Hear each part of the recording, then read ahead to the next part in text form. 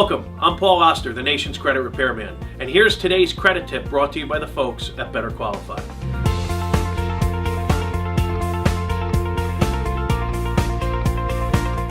Today we're going to talk about collections, and paying off collections seems like a good thing, and most of the time it is. The problem is if those collections are more than 2 years old, you can actually lower your scores in the short term, believe it or not. So we see this all the time. People come in, maybe a realtor or a loan officer told them that if they were going to purchase a house, that they would need to pay off all collections. So if you have collections, judgments, charge-offs, tax liens, this is a situation where I strongly suggest you seek professional guidance before you take action.